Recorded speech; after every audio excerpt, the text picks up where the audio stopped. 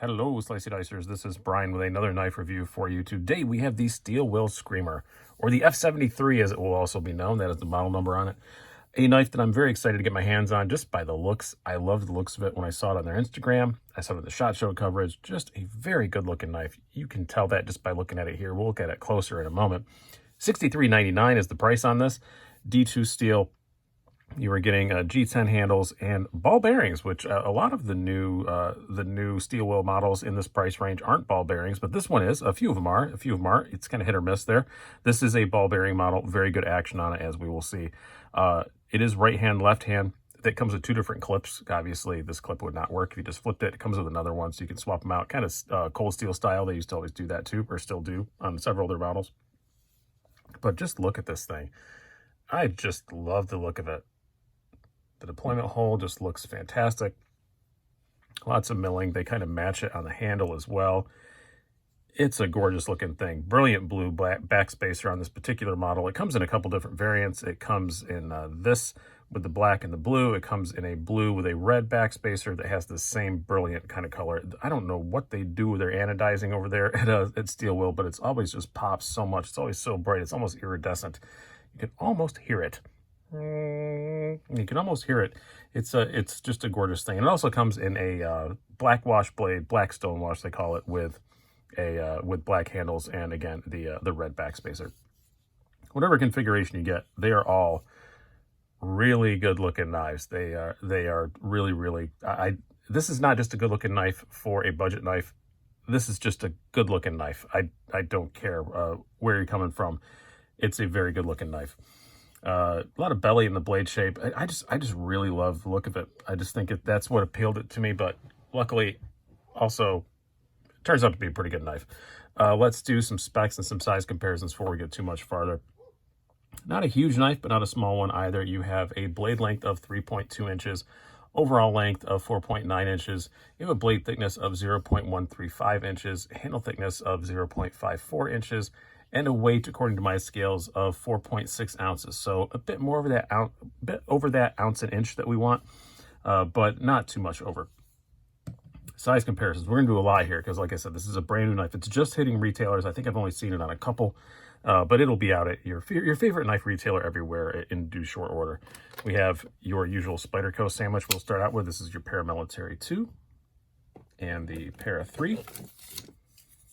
So you can see it is kind of between those, a little closer to the PM2 than the PM3, but still a little bit shorter than a PM2.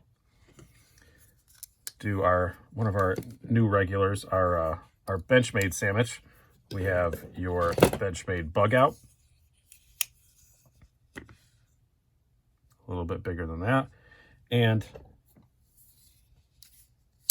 your Benchmade full-size Griptilian, about the same size as the grip. Like I said we were going to do a few extra ones this time, and we are. A couple of other kind of budgety knives. We have one of my favorites, the Best Tech Texel,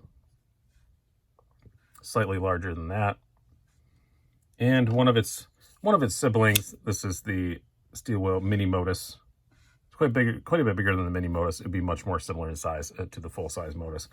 And lastly, I rarely use these for size comparisons, but I think I probably should in this because a couple of other Chinese-made, really cool ball bearing flippers. Honey Badgers. We have the medium standard D2, slightly larger than that, and the D2 Worn Cleaver, slightly smaller than that. Just barely slightly smaller than that. All right, now let's talk more about this knife. Excuse me. First up, the blade on this thing. I really like it. It's super ridiculously sharp out of the box, as my finger can contest. Not the knife's fault, but yeah, got myself really good with this one. It will cut Brian's skin very well. I will say that. But just it's pretty thin behind the edge, like 19 thousandths, not too bad. Blade stock is what, 0.135, so it's not exactly what I would call thin, but not fat either. Very high flat grind. D2 steel, it's a great, I love the belly. Not only does it look good with all this stuff on it, it actually cuts really well. It's an excellent slicer. And the tip on it is a bit thinner than I expected, but not too bad. I have no issues with the blade on this at all. I think it's a great slicer, a great little blade. And I really like that 3.2-inch size just for kind of, daily use sort of stuff. I really do like that. Now, as far as the ergos go, also outstanding no matter where you choose to hold it. Definitely full four-finger grip.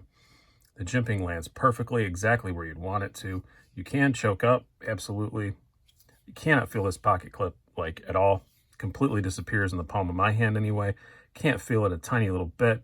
I did not try the left one to see if it's the same there, but I can't imagine why it wouldn't be.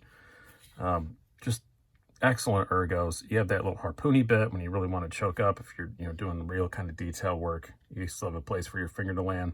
Ergonomics in this are just like masterpiece level. Very good. As far as the carry goes, let's bring out Yield Wranglers Mark II. Carries pretty well. It is a pretty tall knife, but I love the G10 texture, by the way, to mention that in the ergos part. The G10 texture is grippy enough, but as you can see, slide in there, it doesn't tear your pants up. Their G10 texture is really good on these newer steel wheels. I really do like that. It does take up a fair bit of room in the pocket. Let's peel back here and look, but it's not bad. You can still definitely get your hand past it. All that kind of stuff. The flipper tab does stick out a bit, but it's not overly jimped. It's not sharp, like my pinky's touching it right now, and it's not like an owie. It's completely fine. I do like that about it. Nothing really to grab you too much. Yeah, you can feel this, the jimping on the back spacer just a little bit, but not too bad. I do wish it carried a bit deeper, and I'm always going to say that. Not everybody cares about that, but a lot of people do. I do wish it was a deeper carry pocket clip. I think they could have done that. I think they could have moved the screws around and just made a loop over clip. But they're not super fond of that at steel wheel. Lots of their knives don't have a true, loop over deep carry pocket clip. Some do, but not that many. Just kind of not their thing over there, I guess. And that's fine. Like I said, a lot of people don't care about it. The deployment on this thing, the action on this is outstanding. I'm going to say, and this is a compliment, it's Civivi level. For budget knives, I think Civivi has kind of set the standard, for quite a while. This is the first steel wheel I've handled that is almost Civivi levels. You can spider flick it, no problem. You can use the flipper tab, no problem. Even I can thumb flick it, no problem. A lot of that is to do with this milling. It's not just aesthetically pretty. It also actually works. Your thumb just falls in there nice and deep. It's super easy to get a hold of it.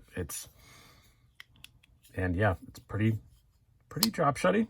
You get a little wiggle, but not much. It's really good. The action on this is outstanding. The only place it falls short of Civivi's is with a blade this heavy. A Civivi would probably be totally drop shut, where this you still have to give it just a little bit of a wiggle. Can't really complain there. And again, the looks of it. I just think it's a great looking knife. I think if you don't think this looks good, you're a little dead inside. I don't know what it is that's wrong. I'm sorry that he hurt you or she hurt you or whatever, but this is a really good looking knife. I really do. And I love that blue. I just love that bright blue on the back. That is really nice looking. I am thoroughly impressed with this thing. Probably my favorite steel wheel I've ever reviewed. And that's saying something. I do like steel wheels a whole lot. I really like the Mini Modus. I really like the I really like some of the other ones they've done recently. I mean, one of them, the Shaola, won my budget knife of the year last year. I think I might like this a bit more than the Shaola, which is saying a lot. The Shaola is a bit less expensive, also on bearings, but I think I might like this a little bit better than the Shaola just because it looks so good. And some people say, oh, looks don't matter. Who cares about looks? Well, guess what? A lot of people care about looks. It's just a thing. And I get why this is $64. It's a bit more than some of their other budget offerings, but all this milling and stuff, totally understand why. That is completely acceptable to me. So my overall recommendation would be, go get you one.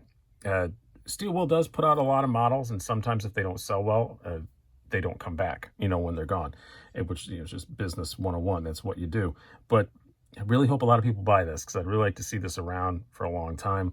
I would love, love, love to see this in one of their high-end M390, titanium versions. Please do that. Not titanium, M390 and the fancy G10 line. Please do that. Please, please, please do that. Maybe a carbon fiber one with M390. Oh, I would. Oh, please, if you're listening, Steel Will, Polina is one I deal with. Polina, please, I'm appealing directly to you. Please make this in a fancy pants Italian version, and I will buy it in a millisecond. I hope you guys have enjoyed this. I've been Brian. Have a good one.